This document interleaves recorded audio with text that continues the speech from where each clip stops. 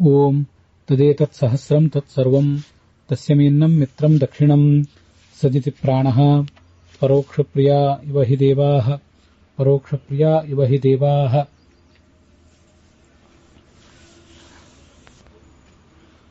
ಓಂ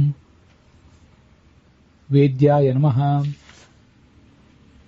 ಓಂ ಪಿತೇವ ಓಚೇ ಮೇದಿಂದ್ರಂ ಮಘವಾನಮೇನಂ ಮಹೋ ರಾಜೋ ರಾಧಸೋ ಯದ್ದದನ್ನಃ ಯೋ ಅರ್ಚತೋ ಬ್ರಹ್ಮಕೃತಿಮವಿಷ್ಠಃ. ಶ್ರೀ ಗುರುಭ್ಯೋ ನಮಃ.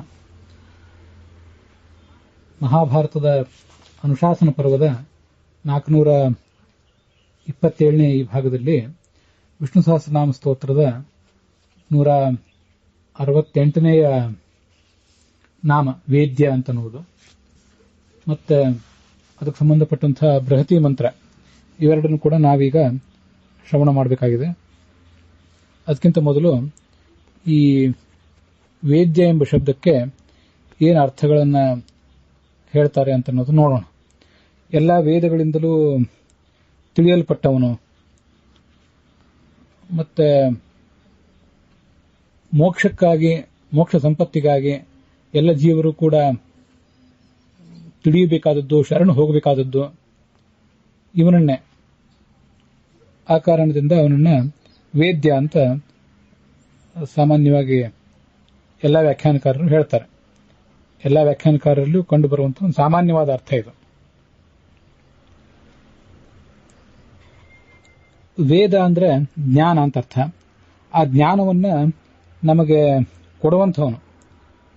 ಯ ಅಂದ್ರೆ ಕೊಡುವುದು, ನಮಗೆ ತತ್ವಜ್ಞಾನವನ್ನು ಕೊಡುವವನು. ತತ್ವಜ್ಞಾನವನ್ನು ಕೊಡುವವನು ಅಂತ ಒಂದರ್ಥ, ಅಥವಾ ಧನಾದಿ ಲಾಭವನ್ನು ಕೊಡುವವನು ಅಂತ ಇನ್ನೊಂದರ್ಥ. ಹೀಗೆ ಅರ್ಥವನ್ನು ಕೂಡ ವರ್ಣನೆ ಮಾಡ್ತಾರೆ. ತನ್ನ ಸ್ತೋತ್ರ ರೂಪವಾದಂತಹ ವೇದವನ್ನ ಇವನು ಸ್ವೀಕಾರ ಮಾಡ್ತಾನೆ. ಆದ ಕಾರಣದಿಂದ ಕೂಡ ವೇದ್ಯ ಅನ್ನುವ ಅರ್ಥವನ್ನ ಅವನಿಗೆ ಈ ಅರ್ಥಪೂರ್ವಕವಾಗಿ ವೇದ್ಯ ಅನ್ನೋ ಶಬ್ದ ಅವನನ್ನ ವರ್ಣನೆ ಮಾಡ್ತದೆ.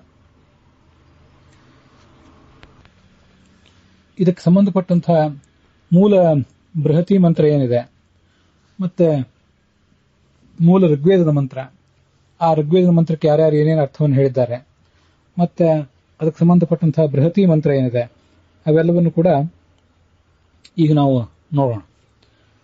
ಋಗ್ವೇದದ 7ನೇ ಮಂಡಲದ 29ನೇಯ ಸೂಕ್ತ, ಅಲ್ಲಿ ಈ ಒಂದು ಮಂತ್ರ ಕಂಡು ಬರ್ತದೆ. 4ನೇ ಮತ್ತು 5ನೇ ಮಂತ್ರ ಅವೆರಡನ್ನು ಸೇರಿಸಿ ಈ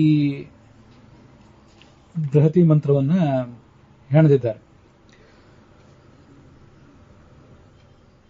ಉತೋಘಾತೆ ಪುರುಷ್ಯ ಅಂತ ಹೀಗೆ ಆ ಮಂತ್ರ ಪ್ರಾರಂಭ ಕಂಡಿದೆ. ಅದನ್ನು ನಾವು ಹಿಂದೆ ನೋಡಿದ್ದೇವೆ.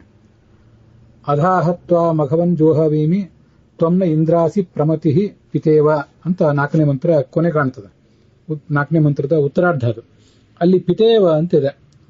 ಮತ್ತು ಮುಂದೆ 5ನೇ ಮಂತ್ರದಲ್ಲಿ ಓಚೇ ಮೇದಿಂದ್ರಂ ಮಘವಾನಮೀನಂ ಮಹೋರಾಯೋ ರಾಧಸೋ ಯದ್ದದನ್ನಃ ಯೋ ಅರ್ಚತೋ ಬ್ರಹ್ಮಕೃತಿಂ ಅವಿಷ್ಠೋ ಯೂಯಂಪಾತ ಸ್ವಸ್ತಿಭಿಸ್ಸದಾನಃ ಅಂತ 5ನೇ ಮಂತ್ರ ಇದೆ. ಈ ಪಿತೇವ ಅಂದ್ರೆ ತಂದೆಯಂತೆ, ಅದು ನಮ್ಗೆ ಗೊತ್ತಿದ್ದೇ ಇದೆ. ಸಾಯಣಾಚಾರ್ಯರು ಈ ಮಂತ್ರಕ್ಕೆ 5ನೇ ಮಂತ್ರಕ್ಕೆ ಏನು ಅರ್ಥ ಹೇಳಿದ್ದಾರೆ ಅಂತ ಅನ್ನೋದನ್ನ ನೋಡೋಣ. ಇದನ್ನ ಅವರು ಹಿಂದೆನೇ ವ್ಯಾಖ್ಯಾನ ಮಾಡಿದ್ದಾರೆ. ಆದ್ರಿಂದ ಪ್ರತ್ಯೇಕವಾಗಿ ಏನು ವ್ಯಾಖ್ಯಾನ ಮಾಡಬೇಕಾಗಿಲ್ಲ ಅಂತ ಅವರು ಈ ಮಂತ್ರಕ್ಕೆ ಸಂಬಂಧಪಟ್ಟಂತೆ ಅಭಿಪ್ರಾಯ ಹೇಳ್ತಾರೆ. ಎಂ ವ್ಯಾಖ್ಯಾತ ಚರ, ಹಿಂದೆಯೇ ವ್ಯಾಖ್ಯಾನಿಸಲ್ಪಟ್ಟಿದೆ ಅಂತ. ತ್ವಂ ನೀನು ನಮಗೆ, ಪಿತೈವ ಜನಕಃ ಇವ, ಪ್ರಮತಿ ಬಂಧು ಕೂಡ ಆಗಿದ್ದಿ. ಪ್ರಮತಿ ಅಂತ ಹಿಂದಿನ ಮಂತ್ರದಲ್ಲಿ ಬಂದಿದೆ. ನೀನು ಮಘವ ಆಗಿದ್ದಿ, ಇಂದ್ರನಾಗಿದ್ದಿ ಅಂತ ನಾವು ನೀನನ್ನು ಸ್ತುತಿಸ್ತೇವೆ. ರಾಯ ಅಂದ್ರೆ ನೀನು ಧನವನ್ನು ನಾವು ಕೊಡುವವನು. ರಾಧಸಃ ಅಂದ್ರೆ ಸಿದ್ಧಿಯನ್ನು ಕೂಡ ಕೊಡುವವನು. ಮತ್ತೆ ಯಹ ಅರ್ಚತಃ ಬ್ರಹ್ಮಕೃತಿಂ ಅವಿಷ್ಠಃ ಅಂತ ಹಿಂದೆ ಮಂತ್ರದಲ್ಲಿ ಅದು ಬಂದಿದೆ.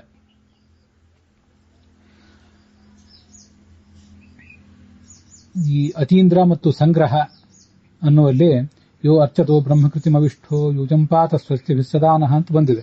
ಆದ್ರಿಂದ ಸಾಯಣಾಚಾರ್ಯರು ಅದಕ್ಕೆ ಅಲ್ಲಿ ಪ್ರತ್ಯೇಕವಾಗಿ ವ್ಯಾಖ್ಯಾನ ಮಾಡಲಿಲ್ಲ.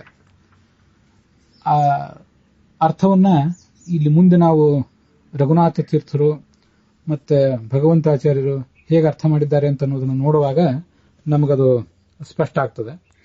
ಆದ್ರಿಂದ ಹಿಂದೆ ಈಗಾಗಲೇ ಬ್ರಹ್ಮಕೃತಿಮವಿಷ್ಠ ಅಂತ ಅನ್ನೋದಕ್ಕೆ ನಾವು ಅರ್ಥವನ್ನು ನೋಡಿರುವುದರಿಂದ ಅದಕ್ಕೆ ಪ್ರತ್ಯೇಕ ಅರ್ಥವನ್ನೇನು ನಾವೀಗ ಹೇಳಬೇಕಾಗಿಲ್ಲ ಅಂತ ಮುಂದೆ ಹೋಗೋಣ. ಮುಂದೆ ಈ ಮೂಲ ವೇದ ಮಂತ್ರಕ್ಕೆ ಭಗವಂತಾಚಾರ್ಯನ ಅರ್ಥ ಹೇಳ್ತಾರೆ ಅಂತ ಅನ್ನೋದನ್ನು ಕೂಡ ನೋಡೋಣ. ಭಗವಂತಾಚಾರ್ಯ ದೃಷ್ಟಿಯಲ್ಲಿ ವೇದ್ಯ ಅನ್ನುವ ಶಬ್ದಕ್ಕೆ ಸಂಬಂಧಪಟ್ಟಂತಹ ಬೃಹತಿ ಮಂತ್ರ ಮಘವನ್ ಜೋಹವೀಮಿ ತ್ವಮ್ನ ಇಂದ್ರಾಸಿ ಪ್ರಮತಿ ಪಿತೇವ ಓಚೇಮೇಜಿಂದ್ರಂ ಮಘವಾನಮೇನಂ ಮಹೋ ರಾಜೋ ರಾಧಸಃ ಅಂತಿಷ್ಟು ಮಂತ್ರ ಇದೆ. ಬೃಹತಿ ಮಂತ್ರ ರಘುನಾಥ ಸ್ವಾಮಿಗಳ ದೃಷ್ಟಿಯಲ್ಲಿ ಮತ್ತು ಭಗವಂತಾಚಾರ್ಯ ದೃಷ್ಟಿಯಲ್ಲಿ ಭಿನ್ನವೇ ಆಗಿದೆ. ನಾವು ಹಿಂದೆ ಕೂಡ ಅದನ್ನು ನೋಡ್ತಾ ಬಂದಿದ್ದೇವೆ. ವೇದ್ಯ ಅನ್ನುವುದಕ್ಕೆ ವೇದ ಅಂದ್ರೆ ಜ್ಞಾನ, ಅದನ್ನು ಯ ಅಂದ್ರೆ ಕೊಡುವವನು ಅನ್ನೋ ಅರ್ಥವನ್ನು ಹೇಳಿದವರು ಭಗವಂತಾಚಾರ್ಯರೇ. ವೇದ ಅಂದ್ರೆ ಧನಾದಿ ಲಾಭ, ಅದನ್ನು ನಮಗೆ ಕೊಡುವಂಥವನು ಅನ್ನೋ ಅರ್ಥವನ್ನು ಕೂಡ ಅವರೇ ಹೇಳಿದ್ದಾರೆ. ಭಗವಂತಾಚಾರ್ಯ ವ್ಯಾಖ್ಯಾನದಲ್ಲೂ ಕೂಡ ಈ ಮಂತ್ರದ ಅರ್ಥ ಹಿಂದೆ ಬಂದಾಗಿದೆ. ಮೂಲ ಋಗ್ವೇದದಲ್ಲಿ ಇರುವಂತಹ ಮಂತ್ರಗಳನ್ನೇ ಭಗವಂತಾಚಾರ್ಯರು ಮತ್ತು ಸಾಯಣಾಚಾರ್ಯರು ವ್ಯಾಖ್ಯಾನ ಮಾಡಿರೋದರಿಂದ, ಸಾಯಣಾಚಾರ್ಯರು ಈ ಹಿಂದೆ ಇದನ್ನು ವ್ಯಾಖ್ಯಾನ ಮಾಡಿರುವುದರಿಂದ ನಾವು ಪ್ರತ್ಯೇಕವಾಗಿ ಹೇಳುವುದಿಲ್ಲ ಅಂತ ಏನು ಹೇಳ್ತಾರೆ, ಅದರಂತೆ ಭಗವಂತಾಚಾರ್ಯರು ಕೂಡ ವ್ಯಾಖ್ಯಾತ ಇಯಂ ಋಕ್ ಅಂತ ಅರ್ಥ ಹೇಳ್ತಾರೆ. ಆದ್ರಿಂದ ಕೇವಲ ರಘುನಾಥ ಸ್ವಾಮಿಗಳು ಇದಕ್ಕೇನು ಅರ್ಥ ಹೇಳ್ತಾರೆ ಅಂತ ಅನ್ನೋದನ್ನ ನಾವು ನೋಡಿದ್ರೆ ಆಯ್ತು. ಹಾಗೆ ನಾನು ಇದಕ್ಕೇನು ಅನ್ವಯ ಅರ್ಥವನ್ನು ಅನುಸಂಧಾನ ಮಾಡ್ಕೊಳ್ತೀನಿ ಅನ್ನೋದನ್ನು ಕೂಡ ನೋಡಿದರೆ ಮುಗೀತು. ಈ ಮಂತ್ರವನ್ನು, ಈ ಎಲ್ಲ ಭಾಗಗಳನ್ನು ನೋಡುವುದಕ್ಕಿಂತ ಮುಂಚೆ ಇದನ್ನು ಕಂಡುಕೊಂಡಂತಹ ವಸಿಷ್ಠ ಋಷಿಗಳ ಬಗ್ಗೆ ಒಂದು ಉಲ್ಲೇಖವನ್ನು ನಾವಿಲ್ಲಿ ನೋಡಬೇಕು. ಯೂಯಂಪಾತ ಸ್ವಸ್ತಿಭಿ ಸದಾನಃ ಅಂತ ಮುಂದಿನ ಬೃಹತಿ ಮಂತ್ರ, ವೈದ್ಯ ಅನ್ನುವ ಬೃಹತಿ ಮಂತ್ರದಲ್ಲಿ ಮೊದಲು ಕಾಣಿಸ್ತದೆ, ಪೂರ್ವಾರ್ಧದ ಮೊದಲ ಪಾದದಲ್ಲಿ. ಆ ಯೂಯಂಪಾತ ಸ್ವಸ್ತಿಭಿ ಸದಾನಃ ಅನ್ನುವಲ್ಲಿಗೆ ಆ 7ನೇ ಮಂಡಲದ 29ನೇ ಸೂಕ್ತದ ಭಾಗ ಮುಗೀತದೆ. ಅಲ್ಲಿಂದ ಮುಂದೆ ಆನ ಇಂದ್ರೋ ದೂರಾದಾನ ಅಂತೇನೋ 169ನೇ ಬೃಹತಿ ಮಂತ್ರ ಇದೆ. ಅದು ವೈದ್ಯ ಅನ್ನುವ ನಾಮಕ್ಕೆ ಸಂಬಂಧಪಟ್ಟದ್ದು. ಅದಕ್ಕೆ ಅದು ಋಗ್ವೇದದ 4ನೇ ಮಂಡಲದ 20ನೇ ಸೂಕ್ತದಲ್ಲಿ ಕಂಡು ಬರುವಂಥದ್ದು. ಆದ್ರಿಂದ ಅದಕ್ಕೆ ವಾಮದೇವ ಗೌತಮ ಋಷಿ ಅನ್ನೋದನ್ನು ನಾವು ಗಮನದಲ್ಲಿ ಇಟ್ಕೊಂಡಾಗ ಈ ಪ್ರಕೃತ ನಾವು ನೋಡ್ತಿರುವಂತಹದ್ದು 7ನೇ ಮಂಡಲದ 29ನೇ ಸೂಕ್ತದ ಮಂತ್ರಗಳೇನಿವೆ ಇವಕ್ಕೆಲ್ಲ ವಸಿಷ್ಠರು ಋಷಿಗಳು. ಈ ವಸಿಷ್ಠರು ಬೃಹತಿ ಮಂತ್ರಕ್ಕೆ ಸಂಬಂಧಪಟ್ಟಂತೆ ಏನು ಮಹತ್ವ ಹೊಂದಿದ್ದಾರೆ ಅನ್ನೋದೊಂದನ್ನು ಬಾರಿ ಈಗ ನಾವು ನೋಡಬೇಕು. ಐತರೇಯ ಉಪನಿಷತ್ತಿನಲ್ಲಿ ಬೃಹತಿ ಸಹಸ್ರದ ಅಭಿಮಾನಿ ಮತ್ತು ಪ್ರತಿಪಾದ್ಯ ದೇವತೆಗಳು ಅಂತ ಅನ್ನೋದನ್ನ ವರ್ಣನೆ ಮಾಡುವಂತಹ ಒಂದು ಭಾಗ ಇದೆ.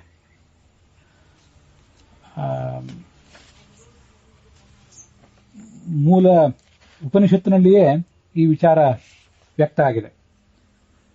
ಅದು ಐತರೇಯ ಉಪನಿಷತ್ತಿನ ದ್ವಿತೀಯ ಆರಣ್ಯಕದ ದ್ವಿತೀಯ ಅಧ್ಯಾಯ, ಆ ಅಧ್ಯಾಯದ ಕೊನೆಯ ಭಾಗದಲ್ಲಿ ಕಂಡು ಬರ್ತದೆ.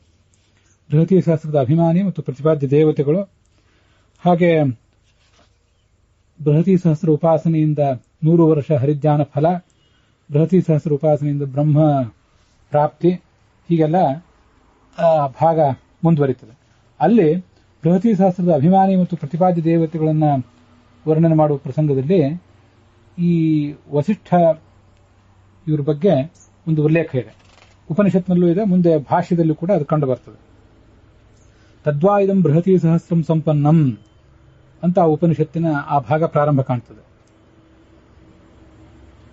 ತಸ್ಯ ಯಾನಿ ವ್ಯಂಜನಾನಿ ತಚ್ಚರೀರಂ ಯಹ ಘೋಷಃ ಸಹ ಆತ್ಮ ಯಹ ಊಷ್ಮಾಣಃ ಸಹ ಪ್ರಾಣಃ ಏತದ್ಧಸ್ಮ ವೈ ತದ್ವಿದ್ವಾನ್ ವಸಿಷ್ಠೋ ಬಭೂವ ತತ ಏತನ್ ನಾಮಧೇಯಂ ಲೇಭೆ ಏತದು ಹೈವೇಂದ್ರೋ ವಿಶ್ವಾಮಿತ್ರಾಯ ಪ್ರೋವಾಚ ಏತದು ಹೈವೇಂದ್ರೋ ಭರದ್ವಾಜಾಯ ಪ್ರೋವಾಚ ತಸ್ಮಾತ್ ತೇನ ಬಂಧುನಾ ಯಜ್ಞೇಶು ಹೂಯತೆ ಅಂತಿಷ್ಟು ಒಟ್ಟು ಆ ಭಾಗ ಅಲ್ಲಿದೆ. ಅದಕ್ಕೇನರ್ಥ? ಬೃಹತಿ ಛಂದಸ್ಸಿನ 1000 ಋಕ್ಕುಗಳು ವೇದದಲ್ಲಿ ನೇರವಾಗಿ ಸಿಗುವುದಿಲ್ಲ. ಆದ್ದರಿಂದ ಯಾವುದೇ ಛಂದಸ್ಸಿನ ಋಕ್ಕುಗಳನ್ನಾದರೂ ಕೂಡ ನಾವು ಪಠನ ಮಾಡ್ತಾ ಹೋಗಬೇಕು. ಒಟ್ಟು 36,000 ಅಕ್ಷರಗಳಾಗಬೇಕು. 36 ಅಕ್ಷರ ಆದರೆ ಒಂದು ಬೃಹತಿ ಮಂತ್ರ ಸಂಪನ್ನ ಆಗ್ತದೆ. 36,000 ಅಕ್ಷರ ಆದರೆ 1,000 ಬೃಹತಿ ಮಂತ್ರಗಳು ಸಂಪನ್ನ ಆಗ್ತವೆ. ಆದ್ದರಿಂದ ಒಟ್ಟು 36,000 ಅಕ್ಷರಗಳಾಗುವಷ್ಟು ನಾವು ಪಠನೆ ಮಾಡಿದರೆ ಅದೆಲ್ಲ ಒಂದು ಬೃಹತಿ ಸಹಸ್ರವನ್ನು ಪಠನೆ ಮಾಡಿದಂತೆಯೇ ಆಗ್ತದೆ ವೇದದಲ್ಲಿ. ಆ ಬೃಹತಿ ಸಹಸ್ರದ ವ್ಯಂಜನಾಕ್ಷರಗಳಿಗೆ ಸ್ವಯಂಭುವ ಮನುವೇ ಅಭಿಮಾನಿ. ಅವನು ನಮ್ಮ ಶರೀರದ ಅಭಿಮಾನಿ ಕೂಡ. ಮುಂದೆ ಅಲ್ಲಿ ಬರುವಂತಹ ಘೋಷಾಕ್ಷರಗಳಿಗೆ ಚತುರ್ಮುಖ ಬ್ರಹ್ಮದೇವ ಅಭಿಮಾನಿ. ಘೋಷಾಕ್ಷರಗಳು ಅಂದ್ರೆ ಯಾವುವು ಅಂದ್ರೆ ಎಲ್ಲಾ ಸ್ವರಾಕ್ಷರಗಳು. ಮತ್ತೆ ಕ ಚ ಟ ತ ಪ ಅಂತ 5 ವರ್ಗಗಳೇನಿವೆ, ಆ ವರ್ಗಗಳಲ್ಲಿ 3ನೇ ಮತ್ತು 4ನೇ 5ನೇ ಅಕ್ಷರಗಳು, ತೃತೀಯ ಚತುರ್ಥ ಪಂಚಮಾಕ್ಷರಗಳು. 1 ಮತ್ತೆ 2 ಬಿಡಬೇಕು. 3, 4, 5ನೇ ಅಕ್ಷರಗಳು. ಹಾಗೆ ಯ ವ ರ ಲ ಹ ಇವೆಲ್ಲವೂ ಕೂಡ ಘೋಷಾಕ್ಷರ ಅಂತ ಕರೆಸ್ಕೊಂಡಿವೆ. ಅವಕ್ಕೆಲ್ಲದಕ್ಕೂ ಕೂಡ ಈ ಚತುರ್ಮುಖ ಬ್ರಹ್ಮನೇ ಅಭಿಮಾನಿಯಾಗಿದ್ದಾನೆ. ಊಷ್ಮಾಕ್ಷರಗಳಿಗೆ ಮುಖ್ಯ ಪ್ರಾಣನೇ ಅಭಿಮಾನಿಯಾಗಿದ್ದಾನೆ. ಚತುರ್ಮುಖ ಬ್ರಹ್ಮ ಜೀವಾತ್ಮರಿಗೂ ಕೂಡ ಅಭಿಮಾನಿ, ಘೋಷಾಕ್ಷರಗಳಿಗೂ ಅಭಿಮಾನಿ, ಮುಖ್ಯ ಪ್ರಾಣವಾಯುವಿನ ಅಭಿಮಾನಿ ಕೂಡ ಆಗಿದ್ದಾನೆ. ಆ ಊಷ್ಮಾಕ್ಷರಗಳು ಅಂದ್ರೆ ಶ ಶ ಸಹಗಳು, ಇವಕ್ಕೆಲ್ಲದಕ್ಕೂ ಕೂಡ ಅಭಿಮಾನಿಯಾಗಿದ್ದಾನೆ. ಈ ಎಲ್ಲಾ ಅಕ್ಷರಗಳಿಗೂ ಕೂಡ ಪ್ರತಿಪಾದ್ಯನಾದಂತಹ ದೇವತೆ ಅಂದ್ರೆ ಭಗವಂತನೇ. ಈ ಅಭಿಮಾನಿ ದೇವತೆಗಳನ್ನು ಪ್ರತಿಪಾದ್ಯನಾದಂತಹ ಭಗವಂತನನ್ನು ತಿಳಿದು ವಸಿಷ್ಠ ಮುನಿ ಉಪಾಸನೆ ಮಾಡಿದರಂತೆ. ಆದ್ರಿಂದ ಅವರಿಗೆ ವಸಿಷ್ಠ ಅನ್ನುವ ಹೆಸರು ಬಂತು. ವಸಿಷ್ಠೋ ಬಭೂವ, ವಸಿಷ್ಠ ಅನ್ನುವ ಹೆಸರು ಅವರಿಗೆ ಇತ್ತು. ಅದು ಅವರಿಗೆ ಸಾರ್ಥಕ ಆಯಿತು ಅಂತ ವರ್ಣನೆ ಮಾಡ್ತಾರೆ. ವಸಿಷ್ಠ ಅಂದ್ರೆ ವಾಸ ಮಾಡುವವರು ಅಂತ. ನಾವು ಎಲ್ಲರೂ ಕೂಡ ವಾಸ ಮಾಡಿಕೊಂಡಿದ್ದೇ ಇದ್ದೇವೆ. ನಮ್ಮ ಶರೀರದಲ್ಲಿ ನಾವು ವಾಸ ಮಾಡಿಕೊಂಡಿದ್ದೇ ಇದ್ದೇವೆ. ಆದ್ರೆ ನಮಗ್ಯಾರಿಗೂ ಕೂಡ ವಸಿಷ್ಠ ಅನ್ನೋ ಹೆಸರು ಬಂದಿಲ್ಲ. ಇದ್ದು ಮಹಾಕಾರ್ಯವನ್ನೇನು ಮಾಡಿಲ್ಲ. ಆದ್ರಿಂದ ನಮಗೆ ವಸಿಷ್ಠ ಅನ್ನೋ ಹೆಸರೇನು ಬಂದಿಲ್ಲ. ಆದ್ರೆ ವಸಿಷ್ಠ ಗೋತ್ರದಲ್ಲಿ ಹುಟ್ಟಿದೀವಿ. ಆದ್ರಿಂದ ನಾವು ಕೂಡ ವಸಿಷ್ಠರು ಅಂತ ಕರ್ಸ್ಕೋತೀವಿ. ವಸಿಷ್ಠ ಗೋತ್ರೋತ್ಪನ್ನರಂತಾದ್ರೂ ಕರ್ಸ್ಕೋತೀವಿ. ಆದ್ರೆ ಈ ವಸಿಷ್ಠ ಋಷಿಗಳು ಈ ಶರೀರದಲ್ಲಿ ಇದ್ದು ಸಾರ್ಥಕವಾದಂತಹ ಕಾರ್ಯವನ್ನು ಮಾಡಿದ್ರು. ಅವರಿಗೂ ನಮ್ಮಂತೆ ಪಾಂಚಭೌತಿಕ ದೇಹವೇ ಇತ್ತು. ಅಲ್ಲಿ ಅವರು ಸಾರ್ಥಕವಾದಂತಹ ಕಾರ್ಯವನ್ನು ಮಾಡಿದ್ದರಿಂದ ಅವರು ವಾಸ ಮಾಡಿದ್ದು ಸಾರ್ಥಕ ಆಯಿತು. ನಾವು ವಾಸ ಮಾಡಿದ್ದೆವು ಹೌದಾದ್ರೂ ಕೂಡ ನಮಗಿಂತ ಹೆಚ್ಚು ಸಾರ್ಥಕವಾಗಿ ಅವರು ಜೀವನವನ್ನು ಕಳೆದರು, ಪರಬ್ರಹ್ಮನನ್ನು ತಿಳಿದರು. ಆದ್ರಿಂದ ಅವರಿಗೆ ವಸಿಷ್ಠ ಅನ್ನುವ ಹೆಸರು ಸಾರ್ಥಕ ಆಯಿತು. ದೇಹದಲ್ಲಿ ವಾಸ ಮಾಡುವವರು ಅಥವಾ ಈ ಜಗತ್ತಿನಲ್ಲಿ ಬದುಕಿದ್ದವರು, ಅವ್ರು ಬದುಕಿದ್ದದ್ದು ಹೀಗೆ ಸಾರ್ಥಕ ಆಯಿತು ಅಂತ ನಾವು ತಿಳ್ಕೊಳ್ಬೇಕು. ಹೀಗೆ ಅವರಿಗೆ ವಸಿಷ್ಠ ಅನ್ನೋ ಹೆಸರು ಅವರಿಗೆ ಸಾರ್ಥಕ ಆಯಿತು. ಇದನ್ನೇ ಇಂದ್ರ ವಿಶ್ವಾಮಿತ್ರನಿಗೆ ತಿಳಿಸಿದ, ಮತ್ತೆ ಭರದ್ವಾಜನಿಗೂ ಇಂದ್ರ ತಿಳಿಸಿದ. ಹೀಗೆ ಭರದ್ವಾಜ ಮತ್ತು ವಿಶ್ವಾಮಿತ್ರರಿಗೆ ಇಂದ್ರ ತಿಳಿಸಿದ. ಆದ್ರಿಂದ ಎಲ್ಲಾ ಜನರಿಗೂ, ಸಜ್ಜನರಿಗೂ, ಭಕ್ತರಿಗೂ ಬಂಧುವಾದಂತಹ ವಿಷ್ಣುವಿನ ಅನುಗ್ರಹದಿಂದ ಈ ಹವಿಸ್ಸನ್ನ ಸ್ವೀಕಾರ ಮಾಡ್ತಾನವನು. ಎಲ್ಲೇ ಯಜ್ಞ ನಡೆದ್ರು ಆ ಯಜ್ಞದಲ್ಲಿ ಹವಿಸ್ಸನ್ನ ಸ್ವೀಕಾರ ಮಾಡಬೇಕು ಅಂತ ಅವನನ್ನ ಕರೀತಾರೆ. ಇದು ಹೀಗೆ ವಸಿಷ್ಠರಿಗೂ ಮತ್ತು ವಿಶ್ವಾಮಿತ್ರರಿಗೂ ಇಬ್ಬರಿಗೂ ಸಂಬಂಧಪಟ್ಟದ್ದು. ಹಾಗೆ ಭರದ್ವಾಜರಿಗೂ ಕೂಡ ಸಂಬಂಧಪಟ್ಟದಂತೂ ಹೌದೇ ಹೌದು. ನಾವು ವಸಿಷ್ಠ ಗೋತ್ರೋತ್ಪನ್ನರು, ತಾಯಿ ಕಡೆಯಿಂದ ವಿಶ್ವಾಮಿತ್ರ ಗೋತ್ರೋತ್ಪನ್ನರು. ಆದ್ರಿಂದ ತಂದೆಯ ಗೋತ್ರ ಮತ್ತು ತಾಯಿ ಗೋತ್ರ ಎರಡೂ ಗೋತ್ರಗಳಿಗೂ ಪ್ರವರ್ತಕರಾದಂತಹ ವಿಶ್ವಾಮಿತ್ರ ಮತ್ತು ವಸಿಷ್ಠರು ಇವರು ಇದರ ಲಾಭವನ್ನು ಪಡ್ಕೊಂಡಿದ್ದಾರೆ ಅನ್ನೋದನ್ನು ಈ ಸಂದರ್ಭದಲ್ಲಿ ನೆನಪಿಸ್ಕೊಳ್ಬೇಕು. ವಿಶ್ವಾಮಿತ್ರರಂತೂ ಮಹಾಭೃತ ಅನ್ನೋ ಯಜ್ಞದಲ್ಲಿ ಇಂದ್ರನನ್ನ ಅಧಿಷ್ಠಾನವನ್ನಾಗಿ ಮಾಡಿಕೊಂಡು ಆ ಇಂದ್ರನೆಂಬ ಅಧಿಷ್ಠಾನದಲ್ಲಿ ಈ ಭಗವಂತನನ್ನು ಆರಾಧಿಸಿದ್ರು. ಅದು ನಮಗೆ ಈ ಹಿಂದೆ ನಾವು ನೋಡೇ ಇದ್ದೀವಿ. ಬೃಹತಿ ಶಾಸ್ತ್ರದ ಆರಂಭದಲ್ಲಿ ನೋಡಿದ್ದೀವಿ. ಇಂದ್ರ ಮಹಾವ್ರತ ಅನ್ನೋ ಯಜ್ಞವನ್ನು ಮಾಡಿದ್ದು ಇಂದ್ರ, ಆ ವೃತ್ರಹತ್ಯೆಯ ಪಾಪ ಪರಿಹಾರಕ್ಕಾಗಿ. ಆ ಯಾಗದಲ್ಲಿ ವಿಶ್ವಾಮಿತ್ರ ಹೋತ ಆಗಿದ್ರು. ಹೋತ ಅನ್ನುವ ಪುರೋಹಿತನ ಕರ್ಮವನ್ನು ಮಾಡಿದ್ರು. ಅವರು ಋಗ್ವೇದದ ಪುರೋಹಿತ ಆಗಿದ್ರು. ಅಲ್ಲಿ ಈ ವಿಶ್ವಾಮಿತ್ರ ಬೃಹತಿ ಸಹಸ್ರವನ್ನು ಪಠನೆ ಮಾಡಿದ್ರು ಅಂತ ಒಂದಿದೆ. ಅದರಿಂದ ವಿಶ್ವಾಮಿತ್ರನಂತೂ ಬೃಹತಿ ಮಂತ್ರಕ್ಕೆ ಹೀಗೆ ಸಂಬಂಧಪಟ್ಟೇ ಇದ್ದಾನೆ. ವಸಿಷ್ಠರು ಕೂಡ ಅದರ ಲಾಭವನ್ನು ಪಡ್ಕೊಂಡಿದ್ರು ಅಂತ ಅಲ್ಲಿ ಉಲ್ಲೇಖ ಕಂಡು ಬರ್ತದೆ. ಮತ್ತೆ ಭಾಷ್ಯದಲ್ಲಿ ಕೂಡ ಹೀಗಿದೆ, ಏತೇಷಾಂ ಅಧಿಪಂ ವಿಷ್ಣುಂ ಬೃಹತ್ಯುಕ್ತಸ್ಯ ದೇವತಾಂ ಉಪಾಸ್ಯೇವ ವಸಿಷ್ಠಃ ಅಭೂತ್ ವಸಿಷ್ಠಃ. ವಸಿಷ್ಠರು ಕೂಡ ವಸಿಷ್ಠರು ಅನ್ನುವ ಒಂದು ಹೆಸರನ್ನು ಹೀಗೆ ದೃಷ್ಟಿಯಿಂದ ಪಡ್ಕೊಂಡ್ರು, ಅವರಿಗದು ಮಹತ್ವದ್ದಾಯಿತು ಅಂತ ವರ್ಣಿಸ್ತಾರೆ. ಇದಿಷ್ಟು ಆ ವಸಿಷ್ಠ ಮತ್ತು ವಿಶ್ವಾಮಿತ್ರರ ಕುರಿತಾದಂತಹ ಉಲ್ಲೇಖ ಆಯಿತು. ಮುಂದೆ ಈ ಬೃಹತಿ ಮಂತ್ರಕ್ಕೆ ಭಗವಂತಾಚಾರ್ಯ ಏನು ಅರ್ಥ ಹೇಳ್ತಾರೆ ಅಂತ ನಾವು ನೋಡೋಣ. ಈಗ ಈ ಭಗವಂತ ಇಂದ್ರ ಸರ್ವೇಶ್ವರನಾದಂತಹ ಈ ಭಗವಂತ ಪಿತಾ ಇವ, ತಂದೆಯಂತೆ ನಮಗೆ ದೊಡ್ಡ ಸಿದ್ಧಿಯನ್ನು ಕೊಡುವಂಥವನು, ಧನವನ್ನು ಕೊಡುವವನು. ತಂದೆ ನಮಗೆ ಧನ ಸಹಾಯ ಮಾಡಿ ಒಂದು ಯಾವುದಾದ್ರೂ ಕ್ಷೇತ್ರದಲ್ಲಿ ನಿರ್ದಿಷ್ಟವಾದ ಸಿದ್ಧಿಯನ್ನು ಗಳಿಸಲಿಕ್ಕೂ ಕೂಡ ಕಾರಣ ಆಗ್ತಾನೆ. ನಮಗೆ ಜಗತ್ತಿನಲ್ಲದು ಗೊತ್ತಿದೆ. ಹಾಗೆ ಭಗವಂತನು ಕೂಡ ಆ ಥರ ಮಾಡ್ತಾನೆ. ನಮಗೆ ಎಲ್ಲ ಥರದ ಧನಾನುಕೂಲನೂ ಕೊಡ್ತಾನೆ. ಧನ ಇದ್ರೆ ಧನಾಧರ್ಮಂ ತತ ಸುಖಂ ಅಂತ ಎಲ್ಲರಿಗೂ ಕೂಡ ಗೊತ್ತಿದ್ದೇ ಇದೆ. ಧನ ಪ್ರಾಪ್ತಿ ಆದ್ರೆ ನಾವು ಸುಖ ಪಡಿಬಹುದು ಅಂತ. ಧನ ಪ್ರಾಪ್ತಿ ಆದ್ರೆ ಧರ್ಮಾಚರಣೆ ಮಾಡಬಹುದು. ಧರ್ಮಾಚರಣೆಯಿಂದ ಸುಖ ಪ್ರಾಪ್ತಿ ಅಂತ ಎಲ್ರಿಗೂ ಗೊತ್ತಿದೆ. ಆದ್ರಿಂದ ಭಗವಂತನೇ ನೀನು ನಮಗೆ ಧನ ಕೊಡು, ಯಾಕಂದ್ರೆ ಮುಂದೆ ನಾವು ಅದರಿಂದ ಧರ್ಮಾಚರಣೆ ಮಾಡಿ ಸುಖವನ್ನು ಪಡಿಬೇಕಾಗಿದೆ ಅಂತ ಈ ಭಗವಂತನನ್ನ ಆರಾಧನೆ ಮಾಡಲಿಕ್ಕೆ ಅದರಿಂದ ಯಾವುದೇ ತೊಂದರೆ ಇಲ್ಲ. ಅದರಲ್ಲಿ ಸ್ವಾರ್ಥ ಏನೂ ಇಲ್ಲ. ನಾವು ಧನದಿಂದ ಭೋಗವನ್ನು ಮಾಡಬೇಕು ಅನ್ನೋ ದೃಷ್ಟಿಯಿಂದ ಇದನ್ನು ಕೇಳ್ತಾ ಇಲ್ಲ ಹೊರತು ಧನದಿಂದ ಧರ್ಮಾಚರಣೆಯನ್ನು ಮಾಡಿ ಮುಂದೆ ಸುಖ ಪ್ರಾಪ್ತಿಗಾಗಿ ಈ ಧನವನ್ನು ಬಯಸ್ತಾ ಇದ್ದೇವೆ ಅನ್ನುವುದು ನಮ್ಮ ಗಮನದಲ್ಲಿ ಇರಬೇಕು. ಅಂಥ ಆ ಭಗವಂತ ಬ್ರಹ್ಮಕೃತಿಂ ಆವಿಷ್ಠ ಅಂತ ದೀರ್ಘ ಇದೆ ಕೆಲವು ಕಡೆ. ಆ ದೀರ್ಘ ಸರಿಯಲ್ಲ, ಅದು ಬ್ರಹ್ಮಕೃತಿಂ ಅವಿಷ್ಠ ಅಂಥೇಳಿ ಹ್ರಸ್ವವೇ ಇರಬೇಕು, ಅದೇ ಯೋಗ್ಯ. ಸಾಯಣಾಚಾರ್ಯ ಪಾಠ, ಭಗವಂತಾಚಾರ್ಯ ಪಾಠ ಅಲ್ಲೆಲ್ಲ ಹಾಗೇ ಇದೆ. ಬೇರೆ ಬೇರೆ ಪಾಠಗಳನ್ನು ನಾನು ಕೂಡ ಪರಿಶೀಲಿಸಿದಾಗ ನನಗದು ಹಾಗೆ ಕಂಡು ಬಂತು. ಆದ್ರಿಂದ ಬ್ರಹ್ಮಕೃತಿ ಮಾ ಅಂತ ಎಲ್ಲಿಯಾದರೂ ದೀರ್ಘ ಇದ್ರೆ ಆ ದೀರ್ಘವನ್ನ ತಿದ್ಕೊಳ್ಬೇಕು. ಹಾಗೆ ಮಾವಿಷ್ಠ ಅಂತ ಅದು ಕೂಡ ಹ್ರಸ್ವ. ಮೂಲ ಮಂತ್ರದಲ್ಲಿ ಮಾವಿಷ್ಠ ಅಂತ ಹಾಗೇ ಇದೆ. ಮ ಅಂತೂ ಹ್ರಸ್ವನೂ ಇದೆ, ಷ್ಠ ಅನ್ನುವಲ್ಲಿ ಕೂಡ ಹ್ರಸ್ವ ಇದೆ. ಅದಕ್ಕೆ ಅರ್ಥ ಏನಾಗಬಹುದು ಅನ್ನೋದನ್ನು ಹೀಗೆ ನೋಡೋಣ. ಯಹ ಅರ್ಚತಃ ಬ್ರಹ್ಮಕೃತಿ ಅವಿಷ್ಠ ಅಂತಿದೆ. ಯಹ ಅಂತ ಅನ್ನೋದನ್ನ ಮೊದಲು ತಗೋಣ. ಯಹ ಅಂದ್ರೆ ಯಾವ ಈ ಭಗವಂತ ಅಂತ ಹೀಗರ್ಥ. ಯಹ ಇಂದ್ರ, ಯಾವ ಈ ಇಂದ್ರ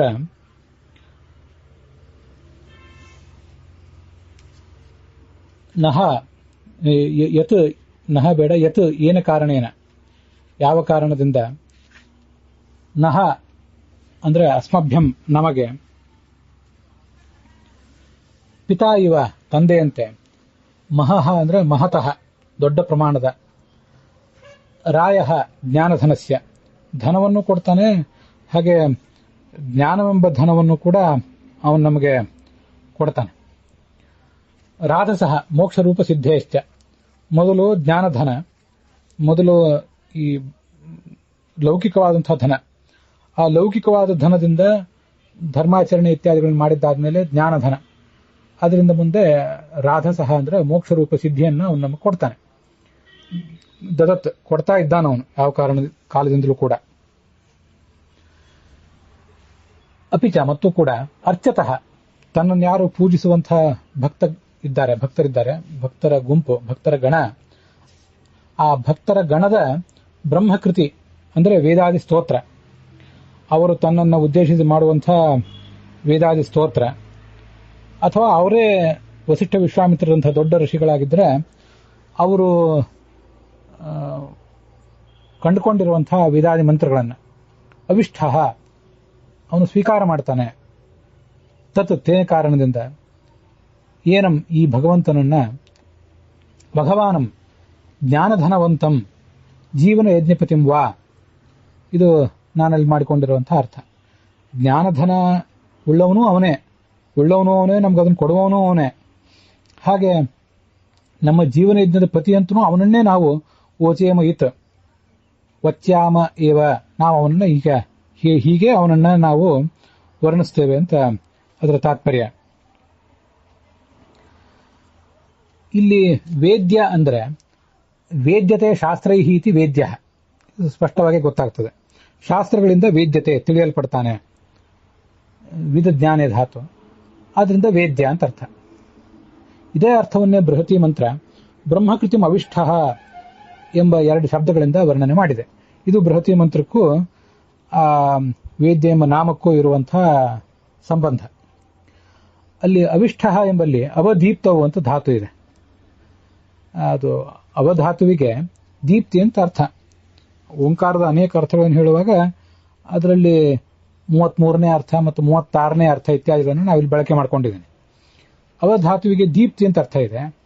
ದೀಪ್ತನಾಗುವುದು ಅಂದ್ರೆ ಎಲ್ಲ ಶಾಸ್ತ್ರಗಳಲ್ಲೂ ಕೂಡ ಪ್ರಕಾಶಮಾನನಾಗಿರುವುದು, ಎಲ್ಲ ಶಾಸ್ತ್ರಗಳಲ್ಲೂ ನಮಗೆ ಕಂಡುಬರುವುದು ಅವನ ಸ್ವರೂಪವೇ. ಸರ್ವಶಾಸ್ತ್ರೇಷು ದೀಪ್ಯತೆ ಪ್ರಕಾಶತೆ, ಜ್ಞೇಯತ್ವೇನ ಅವನು ಇದ್ದಾನೆ ಎಲ್ಲ ಶಾಸ್ತ್ರಗಳಲ್ಲೂ ಕೂಡ ಭಗವಂತ. ಅದಕ್ಕಾಗಿ ಅವನನ್ನ ಅವಿಷ್ಠ ಅಂತ ಹೀಗೆ ವರ್ಣನೆ ಮಾಡಿದ್ದಾರೆ. ಅಲ್ಲಿ ನೀನೇ ಪ್ರಕಾಶಿಸಿದ್ದಿ ಭಗವಂತನೇ ಅಂತ ಹೀಗೆ. ಇನ್ನೊಂದು ಅವಾಪ್ತವು ಹೊಂದುವುದು ಅಂತ ಅರ್ಥ. ಅವಧಾತುವಿಗೆ ಹೊಂದುವುದು ಅಂದ್ರೆ ಸರ್ವಶಾಸ್ತ್ರಾಣಿ ಅವಾಪ್ನೋತಿ ಜ್ಞೇಯತ್ವೇನ, ಎಲ್ಲ ಶಾಸ್ತ್ರಗಳನ್ನು ಇವನೇ ಆವರಿಸಿಕೊಂಡಿದ್ದಾನೆ.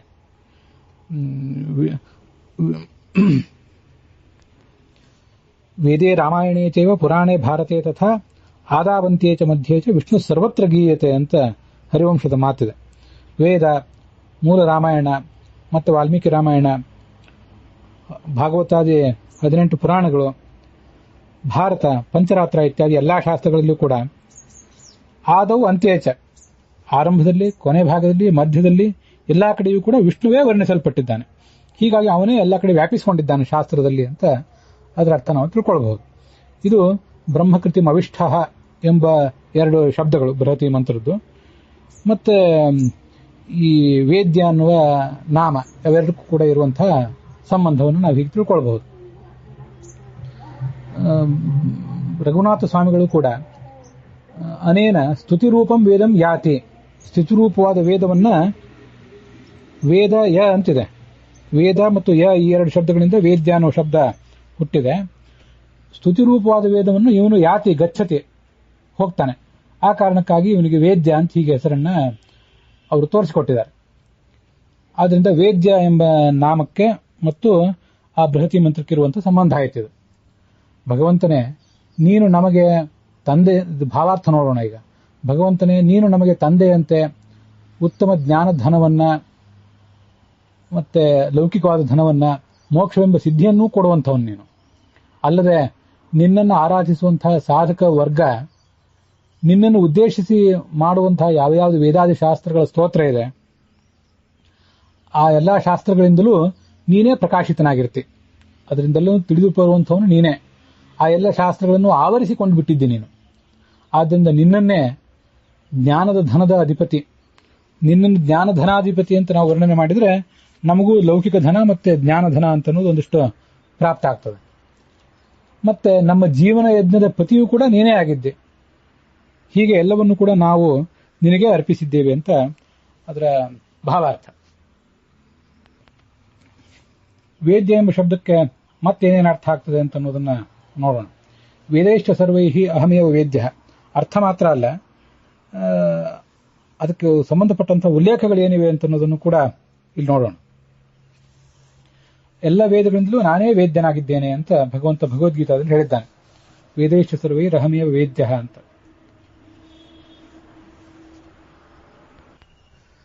ನಾತಿ ವೇದ್ಯೋ ನಚಾವೇದ್ಯ ತಸ್ಮಾತ್ ಸ ಪರಮೇಶ್ವರ ಅಂತ ಬ್ರಹ್ಮಾಂಡ ಪುರಾಣದ ಮಾತಿದೆ. ಅದು ತಲವಕಾರ ಉಪನಿಷತ್ನಲ್ಲಿ ವರ್ಣಿತ ಆಗಿದೆ. ಪೂರ್ಣವಾಗಿ ಅವನು ತಿಳ್ಕೊಳ್ಳಿಕ್ಕೂ ಆಗೋದಿಲ್ಲ. ಹಾಗೆ ಅಂತ ಹೇಳಿ ತಿಳ್ಕೊಳ್ಳಿಕ್ಕೆ ಆಗೋದಿಲ್ಲ ಅಂತನೂ ಇಲ್ಲ. ಆದ್ರಿಂದ ಅವನು ಅವೇದ್ಯನೂ ಹೌದು, ವೇದ್ಯನೂ ಹೌದು. ಆತ್ಮಾವ ಅರೇ ದ್ರಷ್ಟವ್ಯ, ಶ್ರೋತವ್ಯೋ ಮಂತವ್ಯ, ನಿಧಿಧ್ಯಾಸಿತವ್ಯ ಅಂತ ಬೃಹದಾರಣ್ಯಕ ಉಪನಿಷತ್ತು ಅವನನ್ನ ತಿಳಿಯಬೇಕು ಅಂತ ಹೀಗೆ ವರ್ಣನೆ ಮಾಡಿದೆ.